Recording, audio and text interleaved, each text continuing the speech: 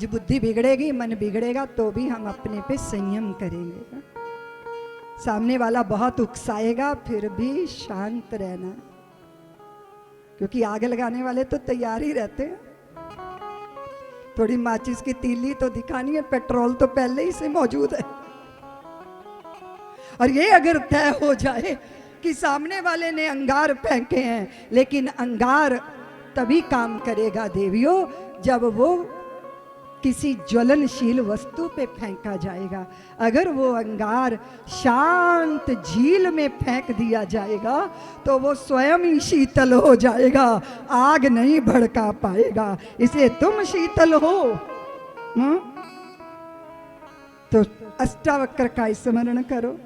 निरपेक्षो निर्विकारो निरवरा शीतलाशया अगाध बुद्धिर्क्षुवदो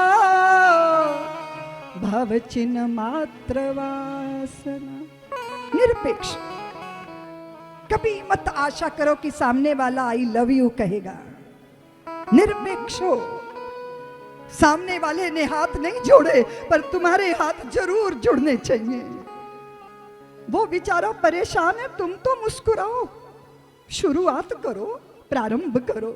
हर मंगल का प्रारंभ आप करोगे, आज ये तय कर दो। यह भी एक साधना है, यह भी एक सिद्धि है, यह भी एक उपासना है, यह भी एक आराधना है कि ये सोनी सोनी सूरतों वाले मेरी माला के मन के हैं। देखता जाता हूँ, इबादत होती जाती है। तय कर लो।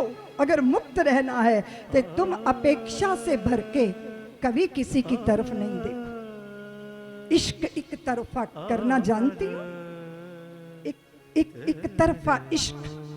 स्वामी राम कहते थे, इश्क एक तरफा में यूं मसरूर हो जाऊंगा मैं। राम तुम होगे क्षमा का पूर हो जाऊंगा मैं तुम्हें चाहूं तो चाहूं, तुम न मुझको चाहना।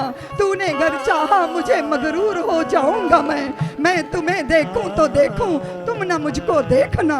तूने घर देखा मुझे मशहूर हो जाऊंगा मैं अगर मांगूं कभी तो कुछ न देना तुम मुझे, वरना फिर प्रेमी नहीं मजदूर हो जाऊंगा मैं। इश्क एक तरफा में यूं मसरूर, बिना कारण बेवजह स्वयं को लुटा के देखो, बेवजह मुस्कुरा के देखो, बेवजह सेवा के लिए आगे बढ़ो। लेकिन तुम्हारी तो लंबी योजनाएं हैं। सोमवार के व्रत भी तभी रखती हो जब पक्का कर लेती हो इच्छाओं की पूर्ति। बंधन है। चाह से भरे हुए हृदय कभी भी स्वीकृत नहीं होते देवियों। भगवान का इस्तेमाल दुकानदार की तरह मत करो। वे मेरी इच्छाओं की पूर्ति के साधन नहीं है। जहां इच्छाएं ठहर जाती हैं और मैं स्वयं की अपनी चेतना के आनंद में गोते लगाता हूं, वो स्थिति है। उसे प्राप्त करने के लिए अपनी स्वयं की तैयारी जरूरी है। ये भगवान शुकदेव ने कहा। बड़े सारे सृष्टि विषयक प्रश्न किए परीक्षित जी ने, और यहां फिर चतुश्लोकी भागवत का स्मरण। ब्रह्मा जी को जब सृष्टि के लिए आज्ञा मिली तो वे एक भगवान के कमल पद्म में प्रकट उस नाल में भटकते रहे। कदाचित मुझे पहले समझना चाहिए जगत का सत्य क्या है। अगर आप गृहस्थ जीवन में जा रहे हो तो पहले समझ लो। बेवकूफ बन के अगर गृहस्थी बनोगे तो चौपाए बन जाओगे, समझदार बन के बनोगे तो चतुर्भुज लक्ष्मी नारायण बन जाओगे। जब समझदार दो जुड़ते हैं तो नारायण स्वरूप हो जाते हैं। और जब मूर्खों का मिलन होता है, वो कहती है दीदी माँ मैं मंगली हूं, क्या करूं? अब मंगली लड़का ढूंढना पड़ेगा। और मेरी दादी कहती है इसका ब्याह पेड़ से कर दो। तो मुझे बड़ा विचित्र लगता है। तो हमने कहा पेड़ से ब्याह कर ले, परमानेंट पति पेड़ जैसा कहीं मिल सकता है? इधर उधर हिल ही नहीं सकता।